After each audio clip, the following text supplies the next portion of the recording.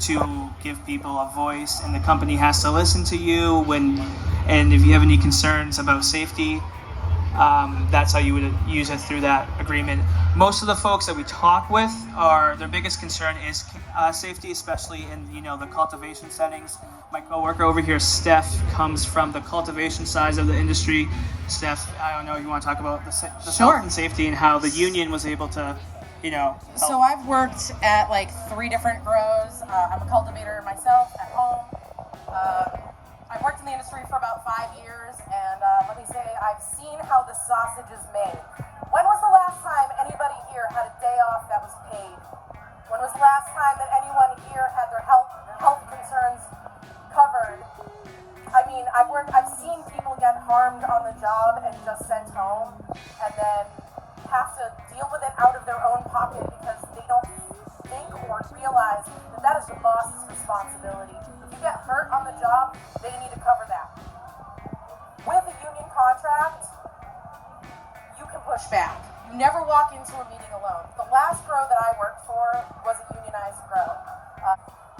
But I have seen firsthand what a union can do for a grow. I worked for one small business, family-owned operator, and after working through the pandemic, being physically assaulted by the public, I went to my boss and asked for a raise. They looked me dead in the eyes and said, if you want to make more money than $15 an hour, go work somewhere else, because we're not paying you more. So I did. And then I went to another place. I worked in production there. I ground nuts. I was exposed to harsh chemicals like ethanol because they weren't paying their bills on time. We didn't have proper things to clean with.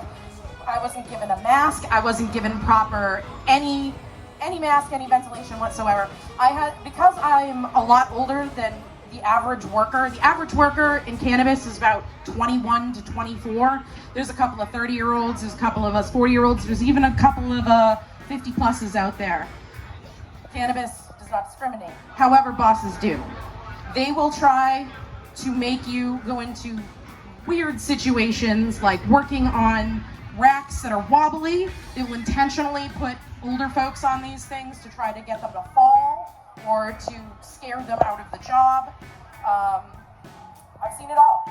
But yeah, I ended up working at this place. I was inhaling all this dust. I had to go to my boss and say, hey, I need a mask. And it took me 3 days of leveraging them and providing them with paperwork that was basically telling them about millers who work in flour mills and what happens to their lungs and how this is directly happening to us cannabis workers and we need respiratory assistance. Got that, and then it wasn't worth it. They didn't retain good people, they didn't pay us well, so again, I left. And then I ended up at the unionized place. My pay went from $15 an hour to $19 an hour. We had Fastenal vending machines that have respiratory in them. Respiratory filters, face masks, N95s. We had sleeves.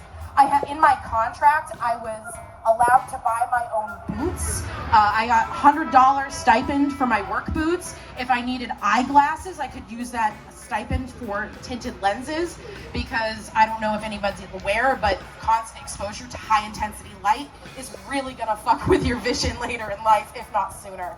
So unions work. Unions give you the ability to come together and really just approach your boss. There's safety in numbers. You can say what you need and have backup instead of just having them dismiss you. And that's what's really important. That's what Cam and I and a few of my other colleagues are out doing. We're out trying just to talk to people because all a union is just you talking to your coworkers, having that conversation, bridging that gap. I don't care that you don't vaccinate yourself or your kids.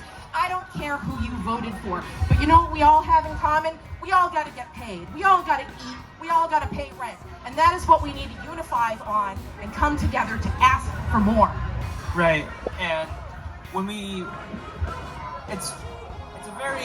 forming a union is it's an easy thing, yet very hard. But the easiest part about it is coming together with your coworkers and deciding to have a voice and having a say at the workplace.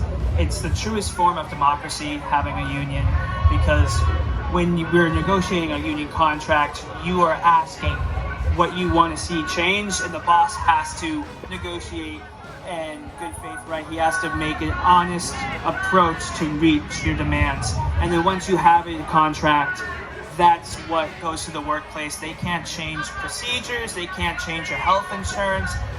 You have to negotiate it with it.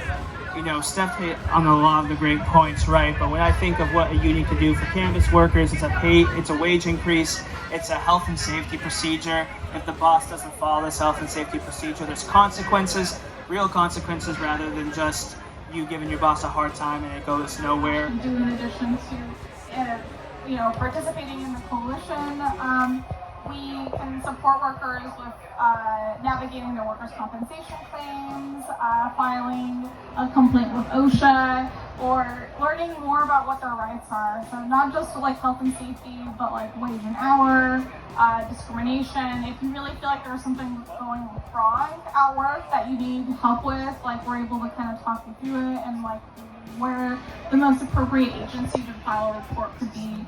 And so definitely just reach out and talk to us. If you have a group of coworkers or friends that like wants a training, we're also happy to help.